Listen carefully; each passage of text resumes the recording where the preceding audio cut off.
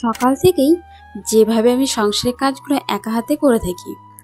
নমস্কার বন্ধুরা, আমি দিয়া তোমাদের সবাইকে নতুন একটি ব্লগ ভিডিওতে অনেক অনেক স্বাগত জানাচ্ছি। আজ হলো শনিবার, সপ্তাহের কিন্তু একদমই শেষ দিন। আর কালকে সবাই বাড়িতে থাকবে। আর কালকের রান্নাটা জানো তো একটু দেরি করেই হবে। যেমন প্রত্যেক দিন সকাল 6টাতে তো রান্না বসিয়ে দিই আর 8টার মধ্যেই কমপ্লিট করে ফেলি। কালকের রান্নাটা ওই 7টা বা 8টার দিকে বসাবো। আর রবিবারে রান্না তো জানোই, সকালেও রান্না হবে আবার দুপুরেও রান্না হবে। তাই আজকেই সব ডাস্টিংয়ের কাজগুলো করে রাখছি। কালকে যদি ডাস্টিং করার আর সময় না পাই, আর বাড়িতে যদি কেউ থাকে, ছেলে মানুষ থাকে, তাহলে দেখবে কাজে কর্মে একটু না একটু ঢিলে ঢালে হয়েই যাবে। ও যেখানে বসবে তো বসেই থাকবে, সেই জায়গাগুলো ঠিকঠাক করতে তো সময় লাগে।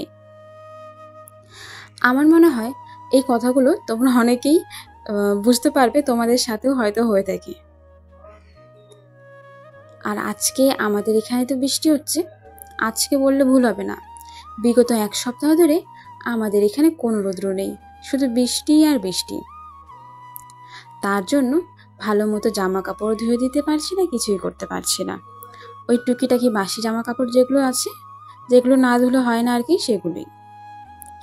আর এদিকে জানো তো, রান্নাঘরে যাচ্ছিলাম, তখন দেখি কোথা থেকে ছোট্ট একটা বিড়াল এসে গাড়ির ওপর বসে রয়েছে। কি সুন্দর দেখতে না? কিন্তু আমার কাছে একটা বিড়াল যেহেতু অলরেডি রয়েছে, তার জন্য আমরা কোনো বিড়াল নেই না।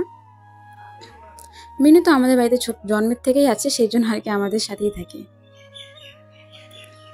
আর রান্নার করেছিলাম যে সকালে, খাওয়া দাওয়া করে সবাই কাজে যাওয়ার পরে যে বাসনগুলো জমা হয়েছিল সেগুলো ধুয়ে উল্টা করে ওই ঝুড়িটার মধ্যে রেখেছিলাম।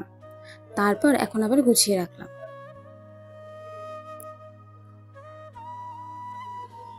তো এগুলো তো আমার সকালের কাজকর্ম। বিকেলের দিকে জানো তো একই রকমের কাজকর্ম থাকে। এই যে যেমন দুপুরে হাজবেন্ড আসবে 2টার দিকে, তারপর খাওয়া দাওয়া কমপ্লিট করে বাসন ধুবো, যে জামা কাপড়গুলো ধুয়ে দিয়েছি সেই জামা কাপড়গুলো তুলবো, ঘরটা ঝাড়ু দেবো, আর একবার উঠানটা ঝাড়ু দেবো। তো সব কাজগুলো দুবার করে রিপিট হবে। তার জন্য বিকেলের দিকে আর ভিডিও বানাই না, কারণ একই জিনিস দেখতে তো বোরিং লাগে, সেই কারণে আর কি।